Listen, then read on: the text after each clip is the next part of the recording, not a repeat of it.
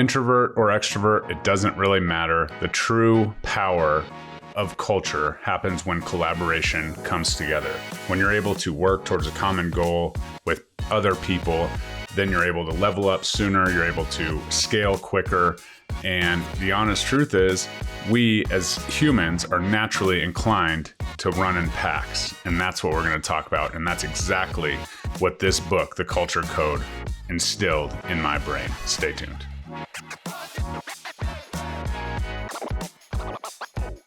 What's up, guys? Coach Kane, Real Estate Agent Playbook, bringing you another book review. Oftentimes in these Facebook groups and things, people are talking about what books are you reading. I absolutely read 10 pages a day, and believe it or not, I've read probably 10, 15, 20 books already this year just by doing that. Don't worry, I'm not reading little kids' books, but always want to share what I'm finding and make recommendations. I will link the Culture Code book on Amazon below. It's not an affiliate code or anything, just like to show you where to find these things. So as always, please reach out, like, comment, subscribe. If you're watching on YouTube, if you're watching on the podcast, share with your favorite real estate agent. I'm so grateful for growing that community, and thank you for all your guys' help doing that.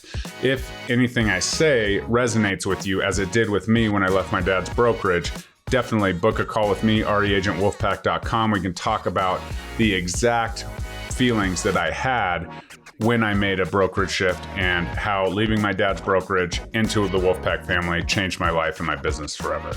All right, so let's get into it.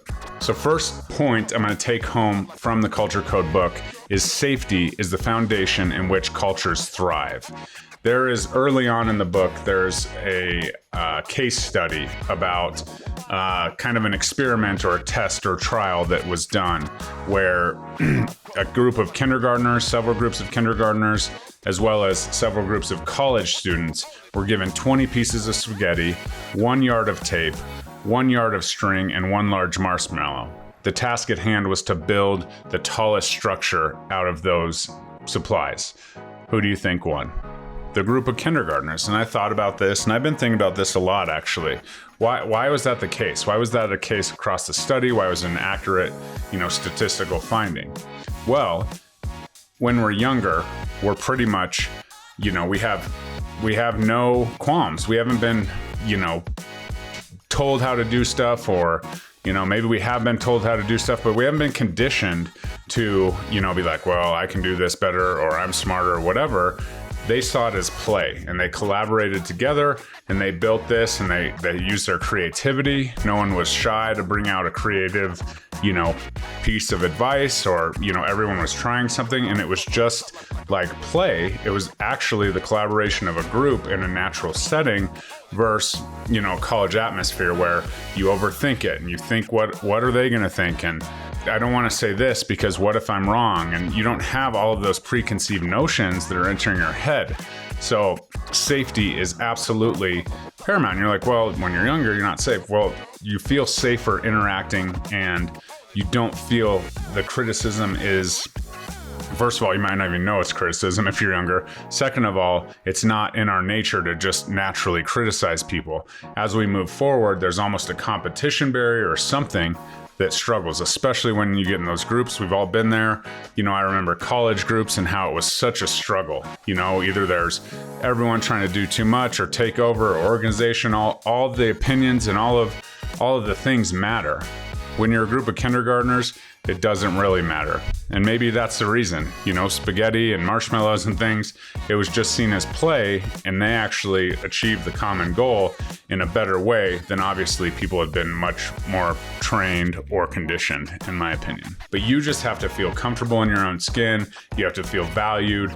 And this is something that is absolutely something on my mind every single day as I lead a group of agents of over 50 at the time of this recording, to make sure that everyone feels valued. Let them speak up. Don't jump and answer all the questions. I'll never forget, when, we have these calls in the Wolfpack, and I'll talk about that in a second, but when we had a call with 250 agents on it, a mastermind, and 3, 4, 5 of my agents were speaking up on camera, participating in the much larger group, right? This to me proved that they felt safe in the environment, even though there was agents they don't even know from all across the world.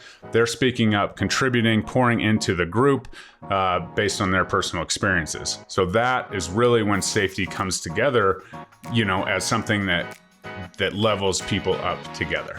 The next kind of takeaway I had was proximity to people is directly correlated to cohesion.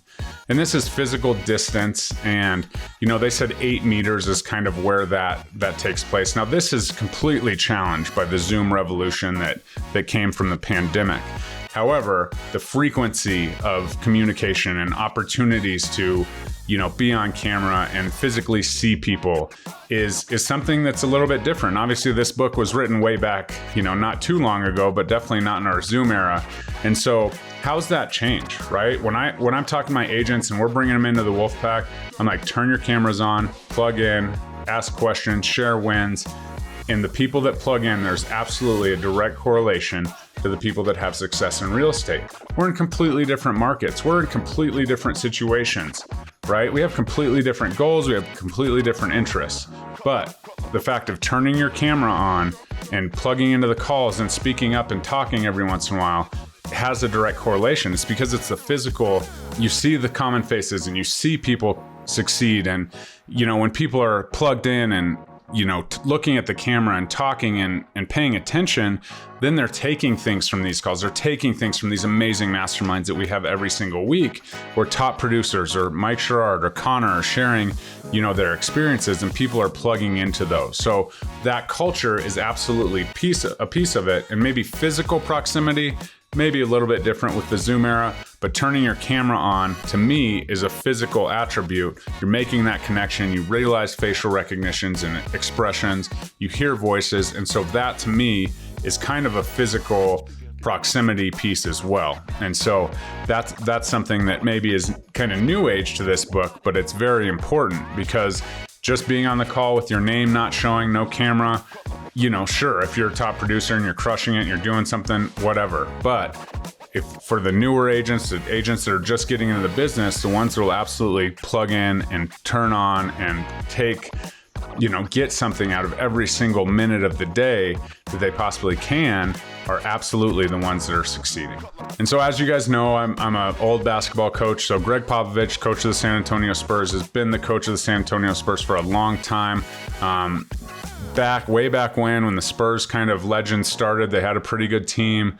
They had a guy named David Robinson, former Naval Academy graduate, was an excellent all-star player, all-pro, and he got hurt one year towards the end of his career.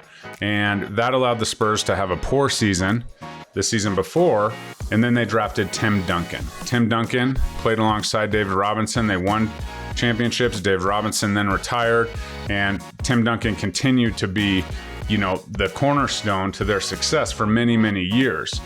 At the time of this recording, Tim Duncan's been retired for, 3-4 years, whatever. Coach Popovich stayed, and he's literally a legend. Coach Pop is known for just his constant pursuit. He's now rebuilding the Spurs. They actually get the number 1 pick again. They're going to pick this kid from France who's a freak, and he's going to do it all over again. And the guy's, 70-some years old, 60-some years old, I don't know. He's older. He's a veteran. He's been the coach of the Spurs for 20-some-odd years, and his ability to build a culture is absolutely second to none. So in this book, they look at the 3 types of belonging cues that Coach Popovich used, across his career and will continue to use, and why his teams oftentimes aren't the most talented, but they are always the most cohesive, and they have such success.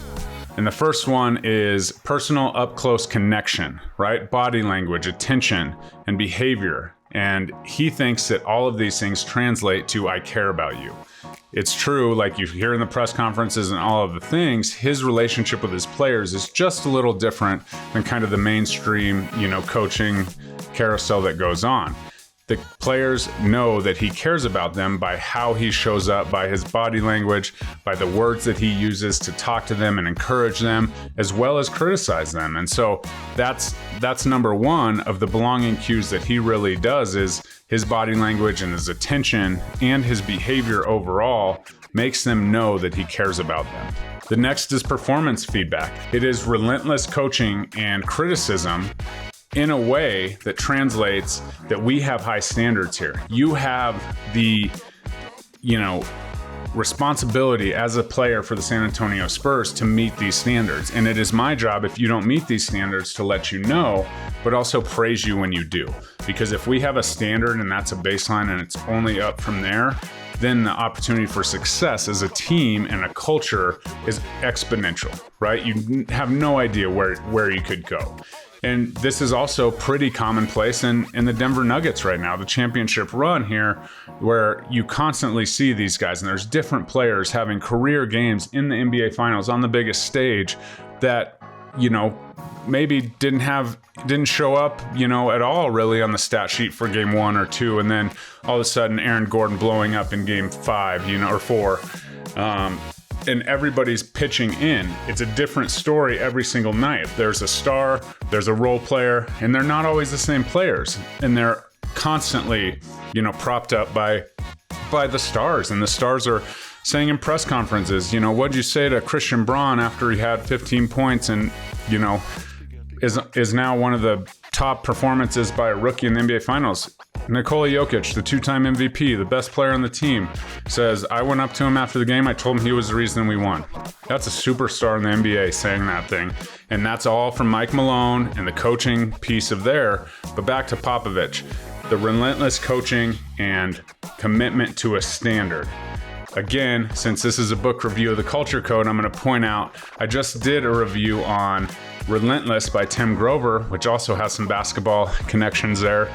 Check that one out. That's video right there. I just tagged it. So look at that and you'll hear all of these kind of things echoed. The relentless pursuit of excellence is something that not everybody has, but if a leader has it, it makes it a lot easier, right? Michael Jordan, obviously greatest basketball player in history, was the leader, but his biggest, what he's known for and what people talk about today is his standard that he held Scottie Pippen and Bill Cartwright and Bill Winnington and BJ Armstrong and the whole crew too. In fact, there's a documentary on ESPN all about exactly this, his relentless pursuit of a standard. So check that one out for sure. And the next is the big picture perspective, right? Build those relationships outside of basketball. Basketball is just a game. These people get paid millions of dollars to do it, and Coach Pop is able to build those relationships. But it's not only about basketball. It's about their family. It's about politics. It's about common interests, food that they eat, events they go to, concerts, all of these things. If you're able to make that connection, you're absolutely on the next level. And you're giving these belonging cues that matter, right? A story that I've told on the channel when we won a state championship at Valor Christian, Coach Pockner and I, not Coach Pop, Coach Pockner and I, left Devlin High School among some other coaches that came with us and some other coaches that were already there that were on our staff. And year 1, we lost in the state championship. It was just like a get to know you year. We were extremely talented. Year 2, we won in the state championship. What do we have to do? We had to, if I told you what the practices looked like from Devlin, the years we were losing in the Elite 8 and had, uber successful seasons, but never got over the mountaintop, and how we ran practices and what we did there to what we did at Valor Christian in the state playoff run, completely different story. We canceled practice. We, did some archery practice. We did kickball. We went to a movie. We did all kinds of things in that run, because practice wasn't what we needed. We need that relationship, that trust, that connection. And we were able to do that and absolutely bulldoze through the entire, state championship run, because we just connected outside of the basketball court. It was still during practice time, still all that stuff, but it was just a little bit different. We had all the skills we needed to win a state championship in both years. It wasn't until we connected with them and they trusted us, that we trusted them, that, they performed at their elite level and absolutely dominated the state championship. So all of these things are just coming together in the camaraderie and building things that are bigger than basketball, lifelong relationships, which is exactly why I build my real estate business just like that. I want lifelong relationships with my clients. I don't call them leads. I say, let's start with a conversation and let's build a lifelong relationship. So at the end of the day, all of this boils down to communication. It's not always rah-rah. It's not always harsh criticism. The way you communicate and the way you show up as a leader is huge. And everything you do is a form of communication. Your body language, how you start your day, how you treat your family, how you treat your friends, how you treat people that interview, how you treat people that leave, right? All of these things are absolutely a piece of who you are. And don't think that you're not being watched and that everything you do affects the culture. And I'm not here to put a bunch of pressure on you as a leader or anything like that. But if you really think about it and you get yourself right and you're able to communicate in all forms of the word communication, your culture will eventually follow suit, right? You can't lead without having been there, right? You can't lead a bunch of real estate agents to success without having some form of system and process. It might not be selling houses, right? Connor Steinbrook, Mike Sherrard's, sponsor, was a completely different story. He's only sold one house in his entire life. But what he has done is build a freakishly successful real estate investing business. And he can translate that, and he can lead, and he can show up and talk about building a business and building an organization, which now pays him, upwards of, 5 to 6 figures a month, just because he's showing up as a leader, constantly pouring in, constantly communicating, and constantly meeting agents where they are at, where they need the support. So communication is absolutely key. In the end, the energy and the ability to communicate with the Wolfpack has absolutely, changed my business. I was a top producer at my dad's brokerage, right? I left my dad's brokerage. The minute I came to the Wolfpack, I realized that it was more of a family atmosphere than the traditional brick and mortar brokerage. It's constricted by geography. So everybody in that office that I would go talk to or I knew competes in the same market that I do. Right? It's not like there was a bunch of jerks in that office. However, the ability to expand and go global and enter into this, 500, 600, 700 person group at the time, which is now almost 2,000 agents, was paramount to my success. Being able to talk to people that are $100 million producers and have teams and maybe brokers that came over, that have different experiences within the real estate industry absolutely leveled me up. And they say you're the average of the 5 people you surround yourself with. I'm at a much higher average than I was back at the old place, being a top producer, absolutely crushing it, successful, absolutely. But now I have access and camaraderie and collaboration with some of the top producers in the real estate space because I'm part of this group, and the collaboration actually absolutely lights me on fire, and it challenges me, and I want to catch this person, I want to catch that person, I want to do this, I want to do that. And that is a testament to the culture that Mike Sherrard and Connor Steinbrook have built. And if you're interested, again, please check that link below. I'd love to talk to you about that. If that's the missing piece to your real estate success, I would love to be a part of your story. I would love to partner with you and absolutely level up your business and build a culture that you want to build for your family, for your life, for your agents, whatever that looks like. So I hope you guys have a great day. Communication is king. Go pick up the Culture Code. It's a great, story-based, book about building appropriate culture, and ultimately gets back to the nitty-gritty of communication and how you show up. So please like, comment, subscribe, share with your favorite real estate agent. I cannot wait to connect with you, and have a good day. Bye-bye.